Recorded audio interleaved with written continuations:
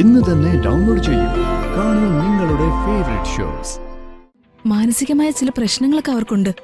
പക്ഷേ അപ്പോഴും അവർ പറഞ്ഞ കാര്യങ്ങൾ കേട്ടില്ലേ, പ്രിയങ്ക ജീവനോടെ ഇരിപ്പുണ്ടെന്ന്. അമൃതാന്റി, ആ മുത്തശ്ശി വന്ന് പ്രശ്നങ്ങൾ ഉണ്ടാക്കിയപ്പോ ഞാൻ ശ്രദ്ധിച്ചത് ആ 3 പേരെയാ. കൽപ്പന, ഉർവശി, പിന്നെ ചെറിയച്ഛൻ ചന്ദ്രശേഖരൻ. നമ്മൾ നമ്മുടെ വിവാഹം കഴിഞ്ഞിട്ടുള്ള ആദ്യ യാത്രയിലാണ്. ഈ നേരത്ത് ഇത്തരം കാര്യങ്ങളല്ല നമ്മൾ ചർച്ച ചെയ്യേണ്ടത്. പിന്നെന്താ പറയേണ്ടത്?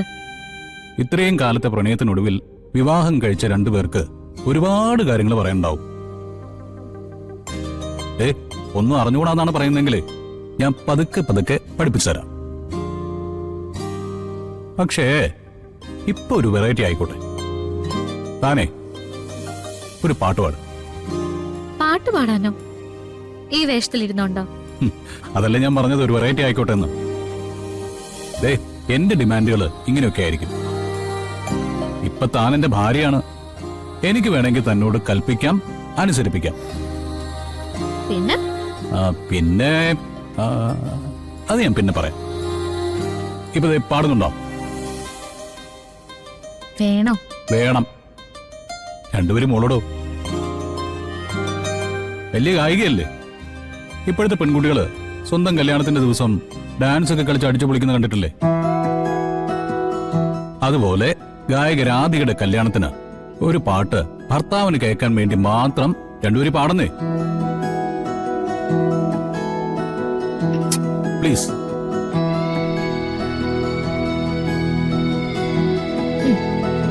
ശരി.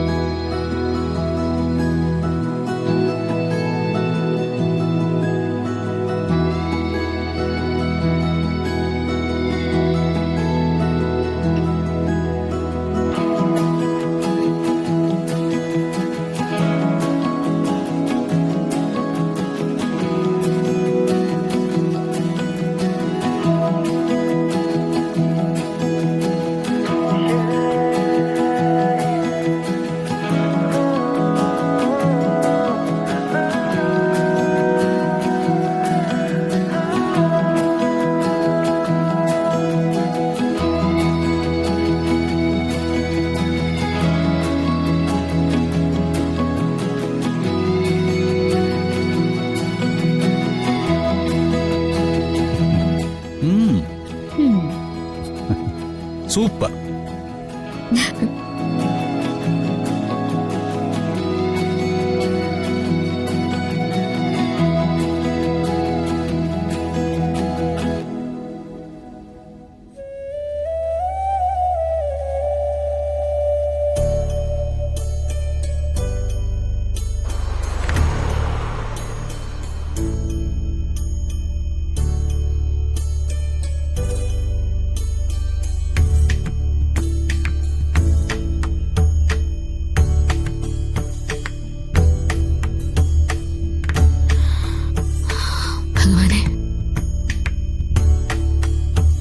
എന്റെ മോളുടെ ജീവിതത്തിലെ ഏറ്റവും പ്രധാനപ്പെട്ട ചടങ്ങാ ഇപ്പൊ അങ്ങയുടെ അനുഗ്രഹത്തോടെ നടന്നത്. ഒരുപാട് സങ്കടപ്പെട്ടു. എന്റെ മോള് ഇനി ഒരിക്കലും സങ്കടപ്പെടേണ്ടി വരരുത്. അവളെ കാത്തോണേ.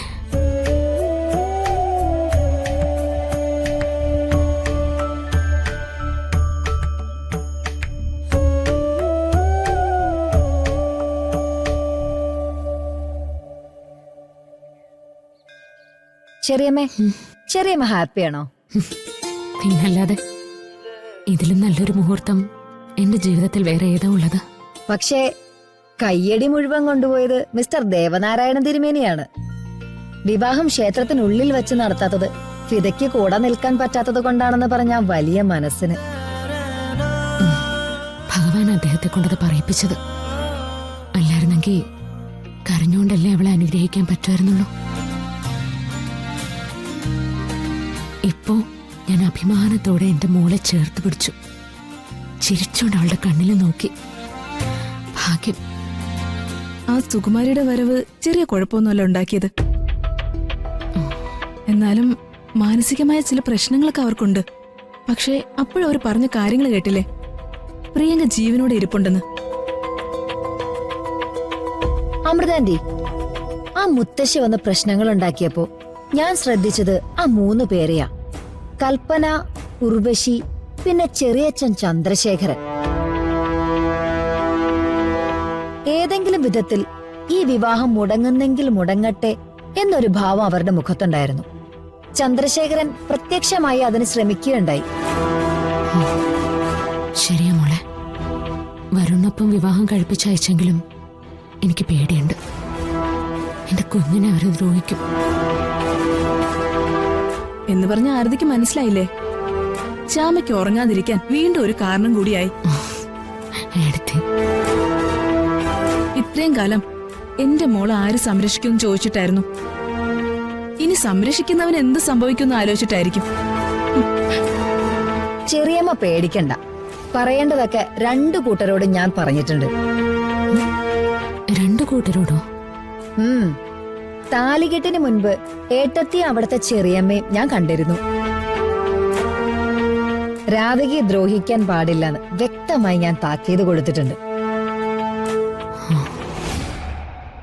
പക്ഷേ അതുകൊണ്ട് അവര് വേണ്ടെന്ന് വെക്കത്തില്ല.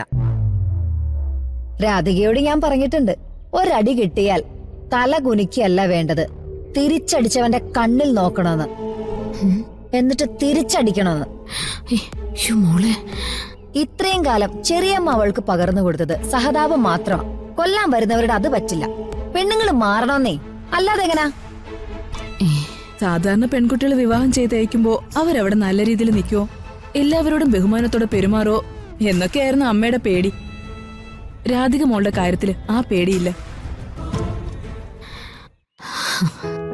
ഒരു കുഴപ്പമില്ലാതെ ഭഗവാൻ അവളെ കാത്തുരക്ഷിക്കട്ടെ. അവള് ഭഗവാന്റെ കുഞ്ഞാ. അമ്മ ഉപേക്ഷിച്ചിട്ടും ഭക്തിയുടെ തൊട്ടിൽ കിടന്ന കുഞ്ഞ്. എന്റെ കൃഷ്ണ.